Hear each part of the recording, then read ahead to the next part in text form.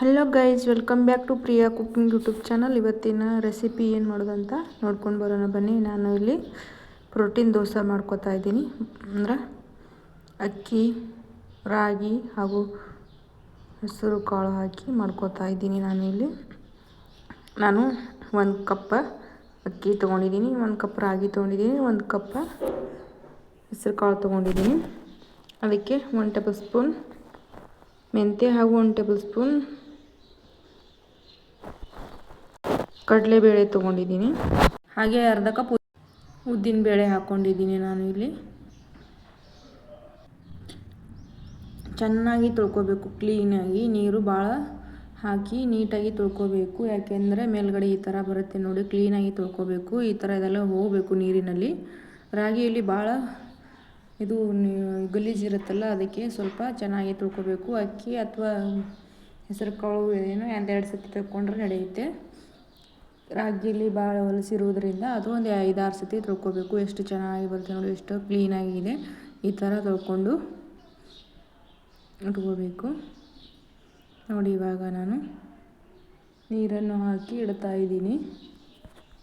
ನಾನು ಇಲ್ಲಿ ಮಾರ್ನಿಂಗ್ ನೆನೆಕ್ಕಿ ಇಟ್ಟಿದ್ದೀನಿ. ಇವಾಗ ಇದನ್ನು ನೈಟ್ ಮಿಕ್ಸಿ ಜಾರಿಗೆ ಹಾಕಿ ರುಬ್ಬಿಕೊಂಡು ಇಟ್ಕೊಳ್ಳೋಣ. ಅದನ್ನು ನೆಕ್ಸ್ಟ್ ಮಾರ್ನಿಂಗ್ ಇದನ್ನು ಮಾಡ್ಕೊಳ್ಳೋಣ ದೋಸೆನ ನೋಡಿ. ಈ ಥರ ನೀರು ಹಾಕಿ ಇಟ್ಟು ನೈಟ್ ರುಬ್ಕೊಳ್ಳಿಕ್ಕೆ ರೆಡಿ ಮಾಡ್ಕೊಳ್ಳೋಣ ನೋಡಿ. ಇವಾಗ ಎಲ್ಲ ರೆಡಿಯಾಗಿದೆ. ಇವಾಗ ಮಿಕ್ಸಿ ಜಾರಿಗೆ ಸ್ವಲ್ಪನೇ ಹಾಕ್ಕೊಂಡು ಚೆನ್ನಾಗಿ ರುಬ್ಕೋಬೇಕು.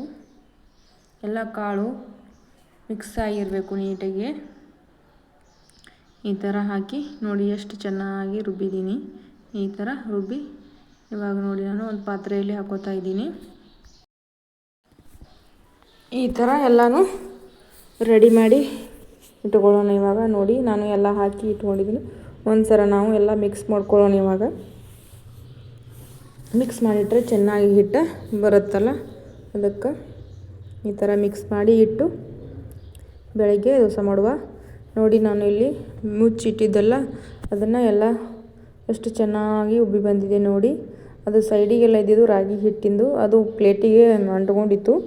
ಈ ಥರ ಮತ್ತೆ ಮಿಕ್ಸ್ ಮಾಡ್ಕೊಳ್ಳೋಣ. ಬೆಳಗ್ಗೆ ಎಷ್ಟು ಉಬ್ಬಿದೆ ನೋಡಿ ಹಿಟ್ಟು, ಎಷ್ಟು ನೀಟಾಗಿ ಆಗಿದೆ. ಈ ಥರ ಮಾಡಿ ಇಟ್ಕೋಬೇಕು. ನೈಟ್ ಚೆನ್ನಾಗಿ ರುಬ್ಬಿ ಇಟ್ಕೊಂಡಿದ್ರೆ ಈ ಥರ ಬರುತ್ತೆ ಹಿಟ್ಟು.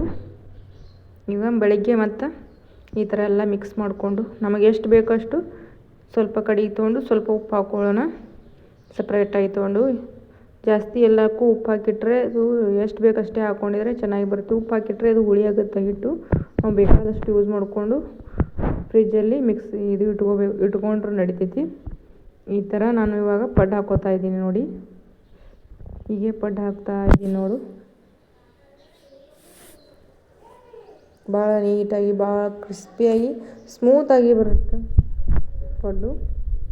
ನಿಮ್ಗೆ ಯಾವ ಅಳತೆ ಬೇಕೋ ಆ ಅಳತೆ ಹಿಟ್ಟು ರೆಡಿ ಮಾಡ್ಕೊಳ್ಳಿ. ಪಡ್ಡಿಗೆ ಭಾಳ ತಿಳಿ ಆದ್ರೂ ಪಡ್ಡು ಚೆನ್ನಾಗಿ ಬರೋದಿಲ್ಲ, ಭಾಳ ಗಟ್ಟಿ ಆದ್ರೂ ಚೆನ್ನಾಗಿರಲ್ಲ. ಮೀಡಿಯಮ್ ಥರ ಇರಬೇಕು ನೋಡಿ. ಇವಾಗ ನಾನು ಪಡ್ಡು ರೆಡಿ ಮಾಡಲಿಕ್ಕೆ ಇಟ್ಟಿದ್ದೀನಿ. ಇವಾಗ ಹೇಗಿದೆ ಅಂತ ನೋಡೋಣ. ಇವು ಈ ಥರ ಆಗಿದೆ. ಇವಾಗ ತಿರ್ಕೊಳ್ಳೋಣ. ಸ್ವಲ್ಪ ಎಣ್ಣೆ ಹಾಕಿದ್ದೀನಲ್ಲ, ಈ ಥರ ಎಲ್ಲ ಈ ಥರ ಮಾಡ್ಕೊಳ್ಳೋಣ. ಎಷ್ಟು ಚೆನ್ನಾಗಿ ಬಂದಿದೆ ನೋಡಿ ಪಡ್ಡು.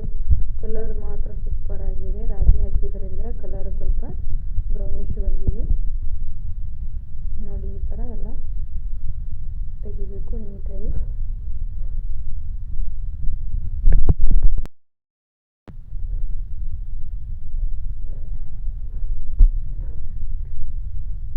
ಇದೆಲ್ಲ ರೆಡಿ ಮಾಡಿ ಈ ಥರ ತಕ್ಕೊಂಡು ಆಮೇಲೆ ಒಂದು ಎಣ್ಣೆ ಹಾಕಿ ಬೆಂದರೆ ಸಾಕು.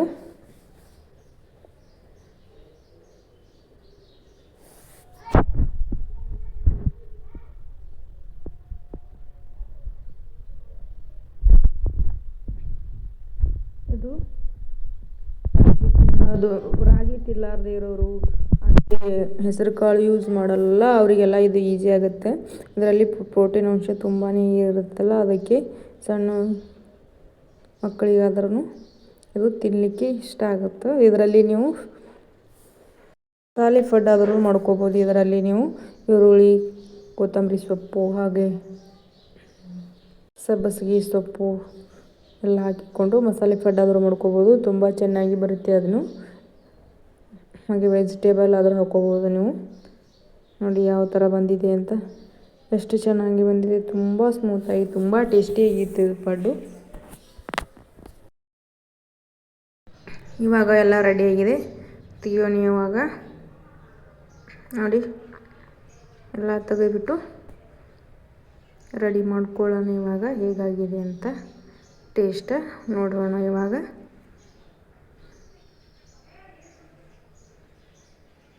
ಎಷ್ಟು ಚೆನ್ನಾಗಿ ಬಂದಿದೆ ನೋಡಿ ಪಡ್ಡು, ಭಾಳ ಸ್ಮೂತಿಯಾಗಿದೆ.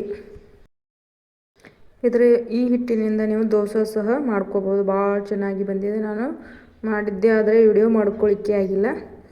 ತುಂಬ ಚೆನ್ನಾಗಿ ಬಂದಿದೆ. ದೋಸೆನೂ ಕ್ರಿಸ್ಪಿಯಾಗಿ ಮಸ್ತಾಗಿ ಬಂದಿತ್ತು. ಮಸಾಲೆ ದೋಸೆ ಥರನೇ ಇತ್ತು. ದೋಸೆ ಸಹ ಹಾಕೋಬೋದು. ನಾನು ಇಲ್ಲಿ ನೆಕ್ಸ್ಟ್ ನಿಮಗೆ ಉತ್ತಪ್ಪ ಮಾಡಿ ತೋರಿಸ್ತಾ ಇದ್ದೀನಿ. ಹಾಗೆ ನೋಡಿ ಪಡ್ಡು ಎಷ್ಟು ಚೆನ್ನಾಗಿ ಬಂದಿದೆ. ಅದು ಚಟ್ನಿ ಜೊತೆ ತಿಂದರೆ ತುಂಬ ಟೇಸ್ಟಿಯಾಗಿರುತ್ತೆ. ನಾನಿಲ್ಲಿ ಉತ್ತಪ್ಪ ಮಾಡ್ಕೊಳ್ಳಿಕ್ಕೆ ಮೆಣಸಿನ್ಕಾಯಿ ಹಾಗೆ ಗಜ್ರಿಕಾಯಿ, ಈರುಳ್ಳಿ, ಟೊಮೆಟೊ ಕಟ್ ಮಾಡ್ಕೊಂಡಿದ್ದೀನಿ. ಇವಾಗ ಉತ್ತಪ್ಪ ಹಾಕಿ ತೋರಿಸ್ತಾ ಇದ್ದೀನಿ ನಿಮಗೆ. ನೋಡಿ ಇವಾಗ ನಾನು ಉತ್ತಪ್ಪ ಹಾಕೋತಾ ಇದ್ದೀನಿ. ಇವಾಗ ಇಷ್ಟು ಹಿಟ್ಟು ಹಾಕಿ ಸ್ವಲ್ಪ ಈ ಥರ ಮಾಡಿಕೊಂಡು ಇವಾಗ ನಾನು ಎಲ್ಲ ಕಟ್ ಮಾಡಿಟ್ಟಂಥ ವೆಜಿಟೇಬಲ್ ಹಾಕೋತಾ ಇದ್ದೀನಿ. ಯಾವಾಗಲೂ ಸ್ಟಾರ್ಟಿಂಗಲ್ಲಿ ಮೆಣಸಿನ್ಕಾಯಿ ಹಾಕೋಬೇಕು. ಯಾಕೆ ಮೆಣಸಿನ್ಕಾಯಿ ಸ್ವಲ್ಪ ದಪ್ಪವಾಗಿರುತ್ತಲ್ಲ, ಅದಕ್ಕೆ ಅದು ನೀಟಾಗಿ ಒಳಗಡೆ ಕೂಡುತ್ತೆ. ಇವಾಗ ಈರುಳ್ಳಿ ಹಾಕೋತಾ ಇದ್ದೀನಿ, ಅದನ್ನು ಸ್ವಲ್ಪ ದಪ್ಪ ಇರುತ್ತಲ್ಲ. ಗಜ್ರಿಕಾಯಿ ಹೆರಚಿರುತ್ತೇವಲ್ಲ ಗಜ್ರಿ, ಅದು ನೀಟಾಗಿ ಕೂಡುತ್ತೆ. ಟೊಮೆಟೊ ಹಾಕಿದ್ದ ಗಜ್ರಿ ಹಾಕೋಬೇಕು. ಎಷ್ಟು ನೀಟಾಗಿ ಕೂಡುತ್ತೆ ನೋಡಿ. ಇವಾಗ ಗಜ್ರಿಕಾಯಿ ತುರಿದಿರ್ತೀವಲ್ಲ ಅದನ್ನು ಚೆನ್ನಾಗಿ ಕುಂಡಿರುತ್ತೆ. ಇವಾಗ ಈ ಥರ ಮಾಡ್ಕೊಳ್ಳೋಣ. ನೋಡಿ ಎಷ್ಟು ಚೆನ್ನಾಗಿ ಬರುತ್ತೆ ಅಂತ. ಇವಾಗ ಸ್ವಲ್ಪ ಹಾಕ್ಕೊಳ್ಳೋಣ ಗಜ್ರಿ. ಲಾಸ್ಟಲ್ಲಿ ನೀವು ಕೊತ್ತಂಬರಿ ಸೊಪ್ಪಾದರೂ ಆ್ಯಡ್ ಮಾಡ್ಕೋಬೋದು. ನಾನಿಲ್ಲಿ ಕೊತ್ತಂಬರಿ ಸೊಪ್ಪು ಹಾಕ್ಕೊಂಡಿಲ್ಲ. ಹಾಗೆ ನಿಮಗೆ ಯಾವ ಥರ ವೆಜಿಟೇಬಲ್ ತಿನ್ನೋದು ಇಷ್ಟ ಇದ್ದರೆ ಅದು ಸಹ ಆ್ಯಡ್ ಮಾಡ್ಕೋಬೋದು. ಉತ್ತಪ್ಪ ತುಂಬ ಚೆನ್ನಾಗಿ ಬರುತ್ತೆ. ಇದರಲ್ಲಿ ಎಲ್ಲ ವೆಜಿಟೇಬಲ್ ಬಂದಿರುತ್ತೆ. ಇದು ಒಂದು ಸೈಡ್ ಬೆಂದಿಸಲ್ಲ, ಇನ್ನೊಂದು ನೆಕ್ಸ್ಟ್ ತಿರುವಿ ಹಾಕೊಳ್ಳೋಣ ನಾವು. ಇವಾಗ ನೋಡಿ ಒಂದು ಸ್ವಲ್ಪ ಎಣ್ಣೆ ಹಾಕಬೇಕು. ಈಗ ಎಣ್ಣೆ ಹಾಕಿ ನಂತರ ತಿರ್ಕೋಬೇಕು. ಎಷ್ಟು ಚೆನ್ನಾಗಿ ಬಂದಿದೆ ಅಂತ ಬೆನ್ನಲಿಕ್ಕೆ. ನೋಡಿ ಈ ಥರ ಹಿಟ್ಟು ಹೇಗೆ ಉಬ್ಬಿ ಬರಿತಾ ಇದೆ ನೋಡಿ. ಎಣ್ಣೆ ಹಾಕ್ಕೊಂಡಿದ್ದೀನಿ ನೋಡಿ. ಇವಾಗ ನಾನು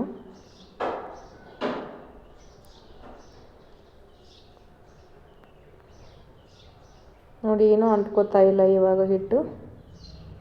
ನೋಡಿ ಇವಾಗ ತಿರುವಿ ಹಾಕ್ಕೊಳ್ಳೋಣ. ನೋಡಿ ಎಷ್ಟು ಚೆನ್ನಾಗಿ ಬಂದಿದೆ. ದೋಸೆ ಥರ ಮೇಲೆಗಡೆ ಕಲರ್, ಆದರೆ ಇದು ಉತ್ತಪ್ಪ. ಇನ್ನೊಂದು ಸ್ವಲ್ಪ ಎಣ್ಣೆ ಹಾಕಿ ಸ್ವಲ್ಪ ಬೆಂದು ಇಟ್ಕೊಳ್ಳೋಣ. ಇವಾಗ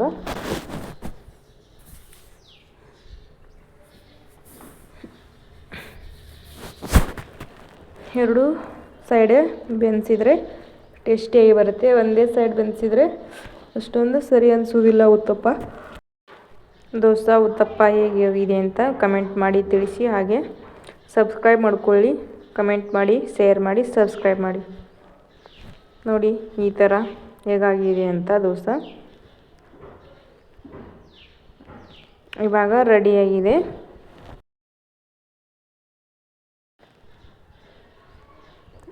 ನೋಡಿ ಇವಾಗ ತಿರುವಿ ಹಾಕ್ಕೊಳ್ಳೋಣ. ಈಗ ನೋಡಿ ಎಲ್ಲ ವೆಜಿಟೇಬಲ್ ಹೇಗೆ ಅಂಟ್ಕೊಂಡಿದೆ ಅಂತ.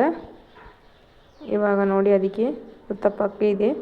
ಇವಾಗ ತೆಗೆದು ಹಾಕ್ಕೊಳ್ಳೋಣ. ಇವಾಗ ನೋಡಿ ಎಷ್ಟು ಚೆನ್ನಾಗಿ ಬಂದಿದೆ ಅಂತ ನಾನು ನಿಮಗೆ ತೋರಿಸ್ತೀನಿ.